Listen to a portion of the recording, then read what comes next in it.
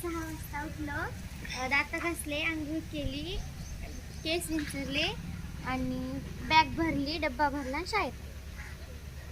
सगळेजण स्वतःच्या स्वच्छतेची काळजी घेतात ना? सगळ्यांची नखं कापलेली आहेत का?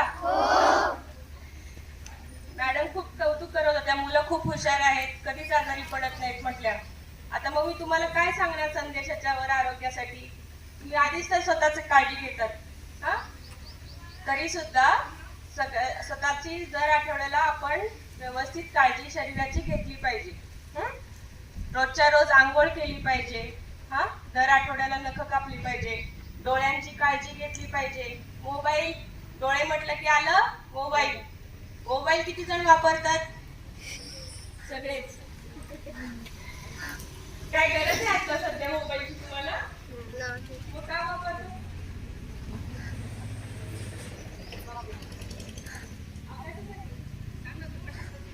कोणता अभ्यास करतात मोबाईलवर? परीक्षेचा. रोज किती वेळ लागतो मोबाईल? 1 तास? बस? 1च तास वापरायचं मग, बाकीच्या नाही वापरायचा. ठीक आहे? आता सगळ्यांनी मोबाईल 1च तास वापरायचा इथून पुढे रोज. खरं तर माझा विषय आहे मधुमेह आणि लठ्ठपणा. तर मधुमेह आणि लठ्ठपणा हा होतो कशामुळे हे आधी समजून घेऊया. की आपण आता मधुमेह, लठ्ठपणा म्हणजे आता बीपी, उच्च रक्तदाब किंवा हृदयविकार ह्यावर काम करणारी माधवबागची संस्था आहे. ही मुळापासून हे रोग सगळे काढण्यासाठी त्याची मदत करते. आणि लठ्ठपणा आणि मधुमेह सगळ्यात जास्त कशामुळे सुरू होतो? आजकाल आपल्या प्रत्येकाच्या घरात कुणाला कुणाला मधुमेह म्हणजे डायबेटीस, सगळ्यांना डायबेटीस माहिती असेल, मधुमेह नाही माहिती. डायबेटीस, लठ्ठपणा किंवा बीपीचा त्रास प्रत्येकाच्या घरात कुणाला ना कुणाला एखादी गोळी तरी सुरू असणार असेल. तर हे सगळं झालं कशामुळं, सुरू कशामुळे झालं? तर ही आहे सगळी आपली कारणं. बदलती जीवनशैली म्हणजे काय? व्यायाम करणं बंद झालंय, बाहेरचं जंक फूड खाणं जास्त सुरू झालंय, किंवा जर आता आपल्याकडे कमी आहे पण पुण्या मुंबईला दर शनिवार रविवार बाहेर फिरायला जातात लोक. बाहेर फिरायला गेल्यावर ऑब्व्हियसली बाहेरच खाणं होणार. तर शरीराची काळजी न घेणं, व्यायाम न करणं, ताणतणाव, आजकाल प्रत्येकाला काही ना काहीतरी टेन्शन्स असतात. या सगळ्यांमुळे मधुमेह आणि लठ्ठपणा सुरू होतो. आणि ह्या लठ्ठपणाचं किंवा मधुमेहाचं, उच्च रक्तदाबाचं पुढे रूपांतर होतं कशामध्ये? तर हृदयरोगावर. तर हे सगळे एकमेकांवर अवलंबून असलेले घटक आहेत. आणि मधुमेह हा कशामुळे होतो? तर थोडक्यात मी माहिती सांगते तुम्हाला, आता ते जाणून घ्यायची गरज नाहीये. पण मधुमेहाचे 2 प्रकार असतात. मधुमेहाचे 2 प्रकार कुठले? टाईप 1 डायबेटीस आणि टाईप 2 डायबेटीस. टाईप 1 मध्ये टाईप 1 कुणाला होतो? तुमच्यासारख्या मुलांना, 20-22 वर्षाच्या मुलांना टाईप 1 चा डायबेटीस होतो, ज्यांच्यामध्ये इन्सुलिन नावाचं संप्रेरक तयारच होत नाही. त्यांना बाहेरूनच इन्सुलिन घ्यावं लागतं, त्यांना इन्सुलिनचं इंजेक्शन घ्यावंच लागतं. तुमच्या ओळखीत कोणीतरी एक जण तरी असा असेल की त्याला इन्सुलिन बाहेरून घ्यावंच लागतं.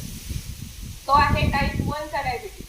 त्यांच्यामध्ये आपल्या शरीरामध्ये जे पॅनक्रियाज असतात तिथून इन्सुलिन नावाचं संप्रेरक किंवा हार्मोन हे सिक्रीट होत असतं. आणि ते इन्सुलिनच्या मदतीने आपण जे काही खातो, आपण शरीरामध्ये जे काही आपलं जेवण करतो, त्या सगळ्याचं रूपांतर ग्लुकोज मध्ये होतं. आणि ते ग्लुकोज आपल्या मांसपेशीपर्यंत पोहोचवायचं काम हे इन्सुलिन करतं. आणि टाईप 1 मध्ये हेच इन्सुलिन तयारच होत नाही. ज्यांच्या तयारच होत नाही त्यांना बाहेरून घ्यावं लागतं. आणि दुसरा प्रकार जो आता सध्या सगळ्यांच्या मध्ये कॉमन आहे तो म्हणजे टाईप 2 डायबेटीस. तो वयाच्या 22 किंवा 25व्या वर्षानंतरच्या लोकांना होणारा आजार आहे. हा आजार म्हणजे काय? यात पण सेमच आहे. इन्सुलिन नावाचं संप्रेरक एक तर त्याचं काय म्हणतात, हार्मोन सिक्रिशन जे असतं, इन्सुलिनचं सिक्रिशन जे असतं ते आपल्या शरीरात कुठं ना कुठं तरी कमी झालेलं असतं किंवा बंद झालेलं असतं. तर ह्या इन्सुलिन संप्रेरकामुळं आपल्याला मधुमेह टाईप 2 डायबिटीस होतो. टाईप 2 मध्ये काय होतं, आपण जे काही खातो, आपलं रोजचं जेवण जे असतं ते शरीरात गेल्यानंतर त्याचं सगळ्याचं कशात रूपांतर होतं, ग्लुकोजमध्ये. आणि हे ग्लुकोज जोपर्यंत आपल्या मांसपेशींपर्यंत पोहोचणार नाही तोपर्यंत आपल्या मांसपेशी कुठलंच काम करणार नाही. मग आपल्या मांसपेशींना जर ग्लुकोज नाही मिळालं तर मांसपेशी काय करतात, ब्रेनला सांगतात की आमच्याकडे ग्लुकोज नाही आले. मग ब्रेन काय करतं, इन्सुलिन संप्रेरक जे असतात त्यांच्या बीटा सेल्सला फोन करून सांगतो की आम्हाला इन्सुलिन नाही मिळालंय, इन्सुलिन पाठवा. मग ते इन्सुलिन पाठवण्यासाठी ते अजून सिक्रेट करण्यासाठी अजून इन्सुलिन सिक्रेट करतं. त्याला वाटतं शरीरात इन्सुलिन नाहीच आहे आणि ते ग्लुकोजला घेऊन मांसपेशीपर्यंत पोहोचतच नाही.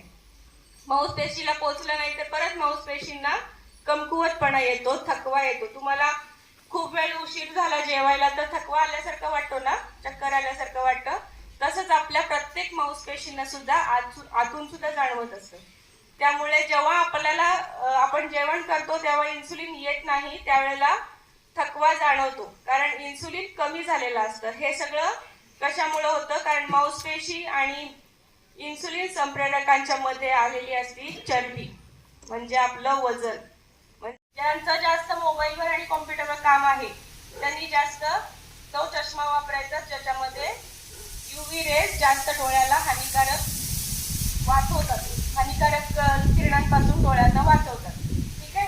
आणि जास्तीत जास्त डोळ्यांची स्वच्छता ह्याच्यासाठी की आपल्याला आत्ताच लहान वयात चष्मा नको आहे. बरोबर. तर आपण सगळ्यांनी आता स्वच्छतेकडे लक्ष देऊया आणि घरी तुमच्या जे जे असतील त्या सगळ्यांना सांगा. जे आजी आजोबा आई वडील ज्यांना शुगर बीपीचा त्रास सुरू झालाय त्यांना एकतर सांगायचं की जास्त ताण घ्यायचा नाही कुठल्याही गोष्टीचा. आणि दुसरी गोष्ट व्यायाम आणि आहारावर नियंत्रण. एवढ्या गोष्टी सांगून मी माझं सुखी समृद्धी होण्यासाठी तुम्हाला काही कानमंत्र दिलेले आहेत. तर त्यानुसार आज तुम्ही मॅडमला प्रॉमिस करा की आम्ही दररोज सकाळी लवकर उठणार का? मोठ्यानं म्हणा ना मग. घरच्यांपर्यंत आवाज गेला पाहिजे की आज शाळेत मुलं काहीतरी हो म्हणत होती. आईला आवर्जून जाऊन सांगा की आम्ही सकाळी लवकर उठणार आहोत, असं आम्ही डॉक्टर मॅडमला प्रॉमिस केलंय. आणि तसं पाहिलं तर बघा मॅडम, आमच्याकडे काही मुलाला चष्मा नाही आहे आणि त्याच्यामुळं ते अगदी 3 किलोमीटर पासून पण चालत येतात मुलं आणि आल्यानंतर तसेच उत्साही असतात की असं त्याचं कधी इश्यू करत नाहीत की मी इतक्या अंतरावरून चालत येतो आम्हाला काही. आणि आवडीनं आणखीन एक सांगायची गोष्ट म्हणजे आमच्या शाळेमध्ये जो पोषण आहार दिला जातो तर सगळीच्या सगळी 100% मुलं अतिशय आवडीनं आमच्या शाळेमधला पोषण आहार खातात. तुम्ही पण अगदी पोषण आहार खायला थांबावा अशी माझी विनंती आहे, कारण तो रुचकर असतो तेवढा, म्हणून प्रत्येक मुलांना तो आवडतो. तर आजच्या या कार्यक्रमासाठी आपल्यासाठी वेळात वेळ काढून कुलकर्णी मॅडम इथं उपस्थित राहिल्या. तर मी आपल्या मंत्रिमंडळातील जो मुख्यमंत्री आहे त्याला अशी विनंती करते की त्यांनी मॅडमचं आभार व्यक्त करावे.